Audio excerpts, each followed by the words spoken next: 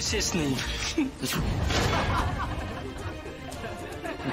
Anniversary পার্টিতে নেমন্তন্ন করে এনে ডিভোর্স পার্টি সেলিব্রেট করছে।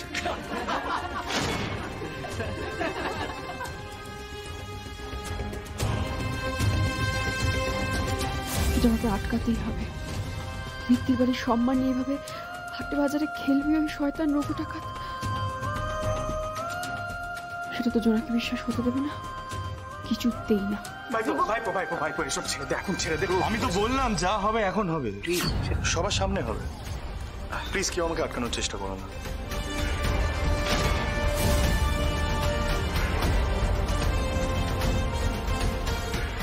সারা জীবন অন্যের জন্য বেঁচেছ, এবারে শুধু নিজের জন্য বাঁচো।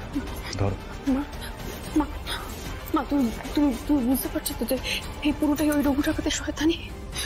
ও আমাদের অপমান করবে বলে এই সব আয়োজন করেছে, সেটা তুমি বুঝতে পারছো তো মা?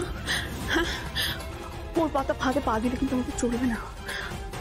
তোমাকে এই মিত্তির বাড়ির সম্মান, নিজের সম্মান দুটোই কিন্তু রক্ষা করতে হবে। তুমি বুঝতে পারছো তো মা? হ্যাঁ, Why don't you stay out of it, জোনাকি বিশ্বাস?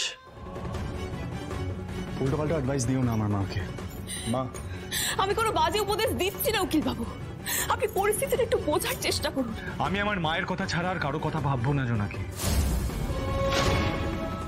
অনেক বছর থেকেছো এই জঘন্য লোকটার সাথে, আর আমি তোমাকে ওনার সাথে থাকতে দেব না মা।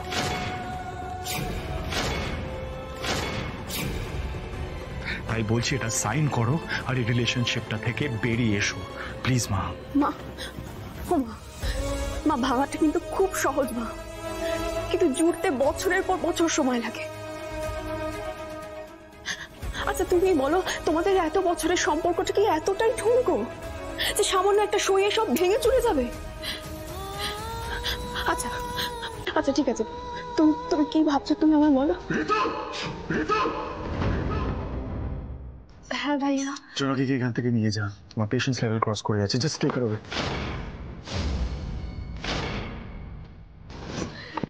আপনি আমায় এখান থেকে সরিয়ে দিন, ঘরে আটকে রাখুন, যা খুশি দেখুন, কিন্তু আমি একই কথা বলবো, আপনি ভুল সিদ্ধান্ত নিচ্ছেন। ছেলে হয়ে মায়ের দিকটা একটু বুঝুন, মায়ের অবস্থাটা একটু বুঝুন। বাবা যে নিজের ঘর নিজের রিলেশনে ঠিক নেই, সে আবার আন্টিকে অ্যাডভাইস দিচ্ছে। এনগেজমেন্টের দিন থেকে দেখছি একটা অদ্ভুত প্রবণতা তোমার মধ্যে আমার মেয়েকে ছোট করার, হিউমিলিয়েট করার। সেদিন আমি কিছু বলিনি জোনাকি, কিন্তু আজ ওর গায়ে হাত তুলে তুমি খুব বড় ভুল করে বসলে। দরকার পড়লে এরম ভুল আমি আবার করব।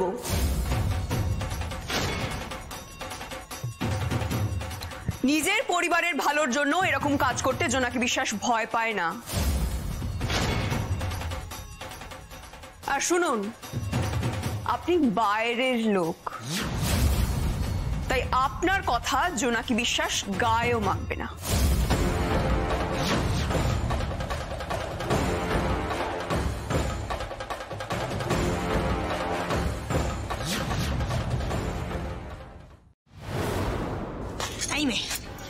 তোমাকে কি কেউ এই বাড়ি ঠেকা নিতে বলেছে? তুমি অন্যকে শাসন করছো, তা তুমি যে এসব অসভ্যতামি করছো তার জন্য কে শাসন করবে? দাদা এখনো বলছি তুমি তোমার ছেলের বউকে শাসনটা করো। আমার ছেলের বউর সঙ্গে এই ব্যবহারটা করে কোন সাহসে? না না, এই মেয়েটা কাউকে অপমান করতে ছাড়ে না। এই যে তপতি খুব সিম্পাথি দেখিয়েছিল না তোমাকে? সবটা লোক দেখানো, সবটা নিজেকে ভালো দেখানোর জন্য। এই মুহূর্তে ওকে ঘাড় ধাক্কা দিয়ে বার করে দাও। রঘুর মেয়েকে থাপ্পড় মারে কোন সাহসে? এত বড় দুঃসাহস!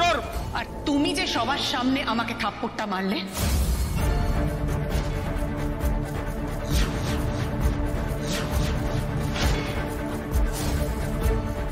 জোনাকির ছোট যা জোনাকিকে এমন কিছু বলেছে যেটা জোনাকির সম্মানে লেগেছে, তাই জোনাকি তাকে একটা থাপ্পড় মেরেছে।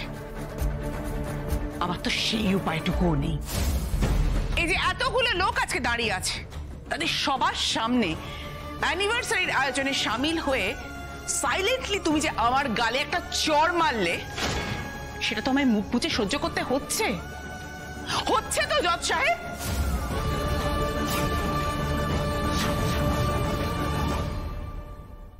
থেকে তো একটা জিনিস ভালো হয়েছে, জোনাকি অন্তত নিজের গায়ের ঝালটা মেটাতে পেরেছে, গায়ের জ্বালাটা মেটাতে পেরেছে। মুখে কথা বলে গেলে গায়ের জ্বালা মিটবে না মা।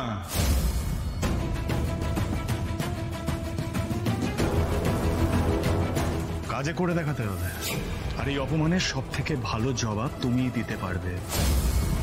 আমি এখনো বুঝতে পারছি না এই ডিভোর্স পিটিশনটা সাইন করে জাস্টিস অজয় মেটারের মুখের উপরে কেন ছুড়ে দিচ্ছে।